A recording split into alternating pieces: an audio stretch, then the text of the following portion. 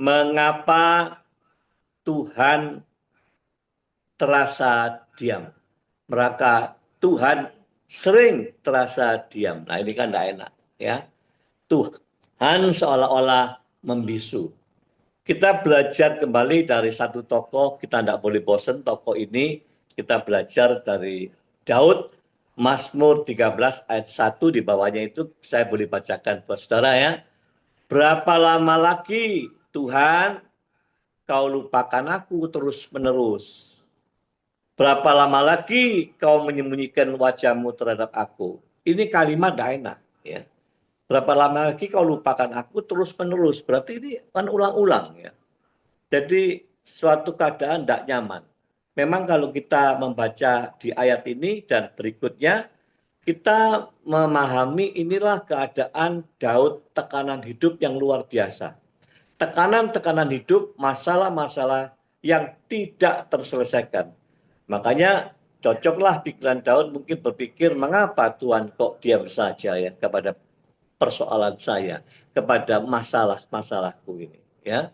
Nah, next kita lihat saudara. Hampir, next slide ya, hampir setiap orang percaya, anak Tuhan, orang Kristen pun, ini mengalami masa seperti itu, ya. Suatu saat kok kita berpikir Tuhan merasa diam saja. Tuhan terasa tidak peduli. Padahal kita sudah merasa sudah cukup berdoa. Punya waktu yang panjang. Bahkan tangisan kita tidak pernah berhenti di hadapan Tuhan. Bahkan beberapa orang menyatakan aku sudah iringi dengan puasa. Serius berpuasa.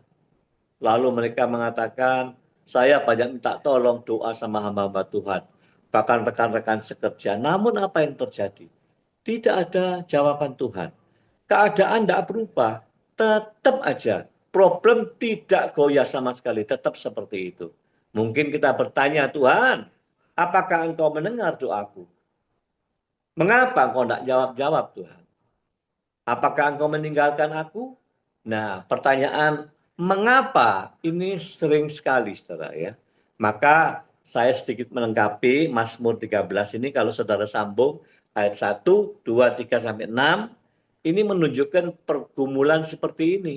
Daud seorang yang dekat dengan Tuhan, tetapi dia mengalami masa kritis ketika Tuhan seolah-olah diam saja. Dia terancam jiwanya, dia ketakutan, dia nggak tenang, ya. Tapi ayat ini menggambarkan Tuhan tak jawab tuh, ya.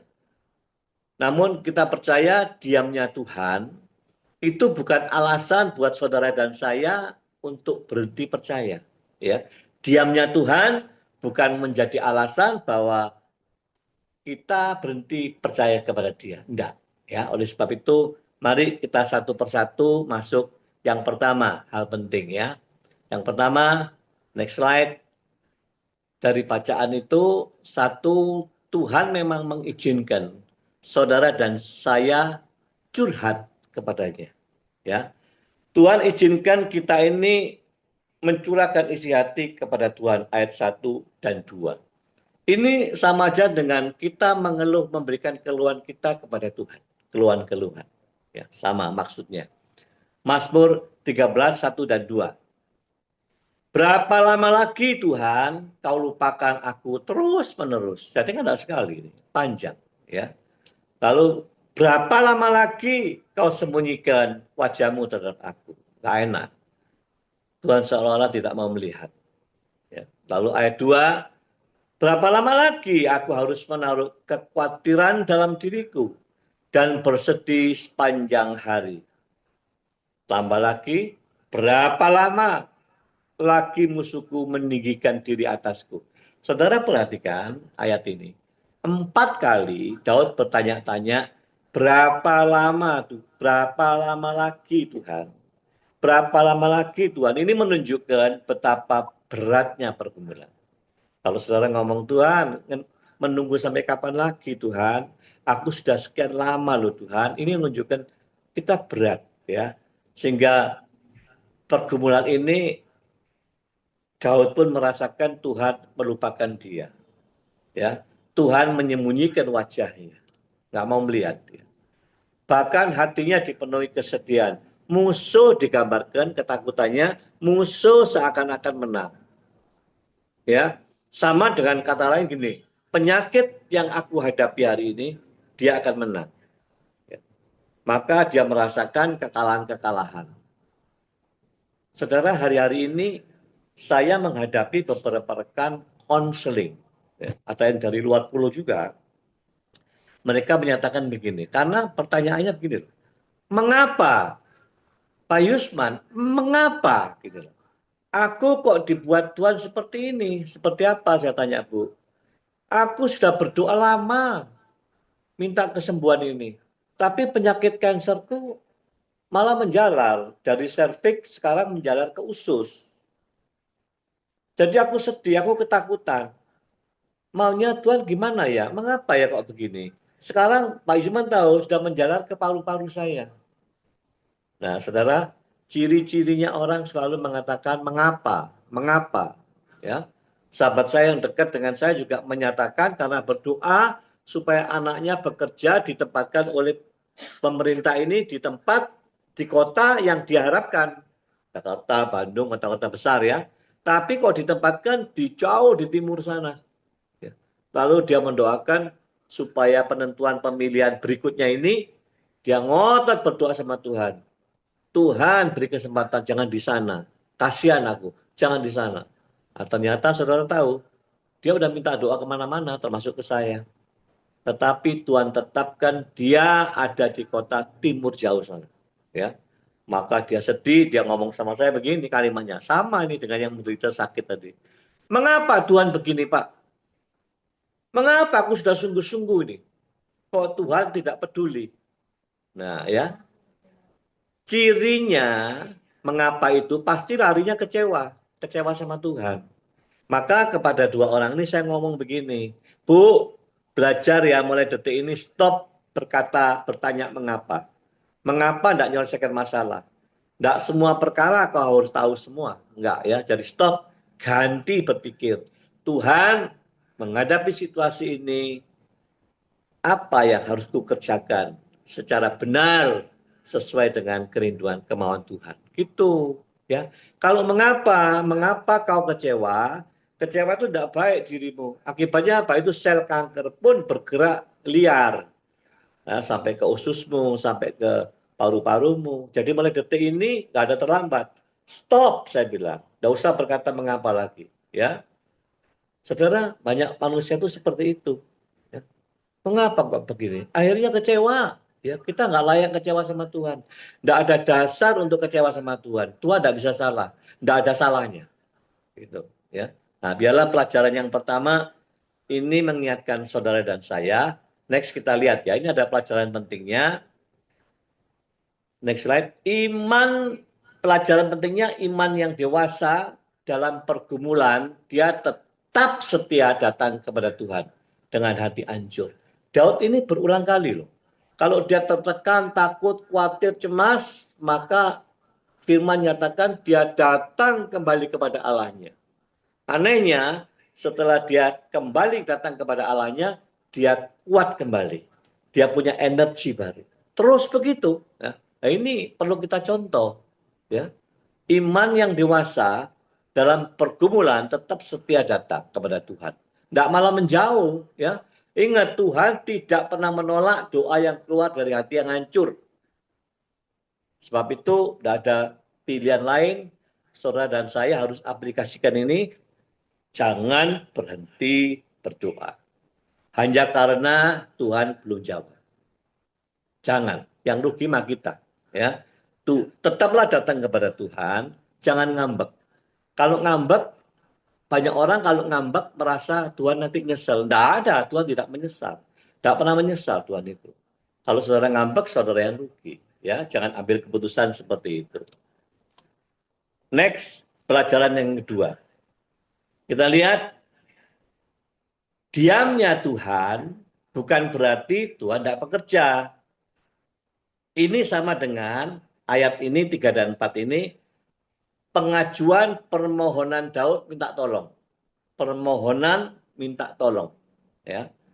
Pandanglah kiranya, jawablah aku, Ya Tuhan Allahku, buatlah mataku bercahaya supaya jangan aku tertidur dan mati.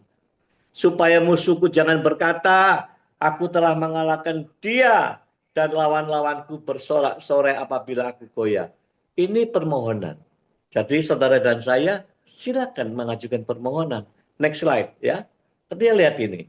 Ayat ini mengatakan apa? Daud memohon, pandanglah kiranya, jawablah aku. Dia butuh jawaban. Ya. Ia belum lihat jawaban, tapi sepanjang Alkitab kita belajar bahwa Tuhan seringkali bekerja di dalam masa penantian. Tuhan seringkali bekerja di balik layar. Ya. Nah ini yang membuat manusia tidak tahan. Dia sembunyi. Kita tidak boleh lupa banyak tokoh-tokoh di Alkitab yang selalu dalam masa penantian. Yusuf dijanjikan menjadi penguasa Mesir. Berapa tahun dia masa penantiannya? Ya, akhirnya juga menjadi kenyataan. Abraham demikian juga Hana menunggu untuk memperoleh Iska lama. Hana juga menunggu punya anak lama dalam penantian. Yesus sendiri datang pada saat Lazarus mati, dia datang terlambat, sengaja terlambat, ya. Sehingga mata Maria nangis mengatakan, telat Tuhan udah mati. Padahal Tuhan punya agenda sendiri. Ya. Agenda Tuhan itu agenda yang luar biasa. Seringkali Tuhan sedang membentuk karakter saudara, seringkali Tuhan sedang menguatkan iman saudara, seringkali dia mengajar supaya saudara tergantung kepada Tuhan, bukan kepada yang lain. Tuhan mempersiapkan sesuatu yang lebih besar daripada yang kita bayangkan. Diam bukan berarti Tuhan tidak hadir. Seringkali ia bekerja sekali lagi di balik layar. Ya, ketika kita belum melihat hasilnya, kita tetap setia, percaya kepada Dia. Ya, kita masuk ketiga, yang terakhir. Iman sejati memilih percaya sebelum melihat jawaban. Yang ketiga ini bicara tentang kepercayaan dan pujian Daud kepada Tuhan. Mazmur ayat 5 dan 6. Tapi aku kepada kasih setiamu, aku percaya, hatiku sorak-sorak karena penyelamatanmu. 6. Aku mau menyanyi untuk Tuhan karena ia telah berbuat baik kepadaku. Iman yang dewasa tidak menunggu jawaban, tidak nunggu solusi dulu ya. Tetapi dia berseru karena percaya kasih setia Tuhan. Saudara, ini yang perlu kita tiru. Next slide ya. Bagian penutup Mazmur ini sangat indah. Ya. Tetapi aku kepada kasih setiamu aku percaya. Ini putusannya hati Daud. Belum dijawab loh ini. Perhatikan, keadaan Daud belum berubah. Belum ada solusi. Musuh belum dikalahkan. Masalah belum selesai. Namun hati Daud menetapkan memilih percaya kasih setia Tuhan. Saudara, dahsyat ya. Next, kemudian dia buktikan, aku mau menyanyi untuk Tuhan. Dan memang dia menyanyi untuk Tuhan. Daud memuji Tuhan sebelum doanya dijawab. Inilah iman sejati. Bukan percaya karena aku sudah melihat mujizat. Itu mah orang awam, orang umum begitu ya. Tetapi percaya karena dia mengenal karakternya Allah.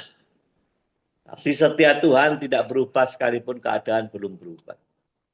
Ya, jadi Mazmur 13 ini dimulai dari keluhan, diakhiri dengan pujian. Ya, tetaplah datang kepada Tuhan karena Dia tidak pernah meninggalkan umatnya. Kita hidup karena percaya, bukan karena melihat. Ya. Karena itu, walaupun Tuhan terasa diam, jangan berhenti berdoa, jangan berhenti berharap, jangan berhenti percaya. Ya, sebab itulah kunci orang percaya. Karena Allah yang tampaknya diam, sekali lagi, dia tetap bekerja bagi orang-orang yang mengasihi dia. Mari kita lihat kesimpulannya. Slide terakhir. Kesimpulan sore hari ini, pagi hari ini, kita belajar percaya ketika doa belum dijawab adalah tanda iman yang dewasa. Tidak usah tanya mengapa, ya. Kita mungkin belum melihat tangan Tuhan kerja, tidak tahu kita. Tetapi kita dapat tetap mempercayai hatinya. inilah kita hidup on the right track dengan Tuhan. Ya, saya percaya setiap kita ada masalah. Pasti ada masalah. Tapi mari kita hadapi tenang seperti hamba-Nya Daud. Ya, biarlah renungan kita pagi hari ini menguatkan saudara, membangun hidup kita semua. Nggak usah takut masalah, masalah tetap ada. Sampai mati tetap ada. Tapi yang perlu respon saya dan respon saudara benar di mata Tuhan.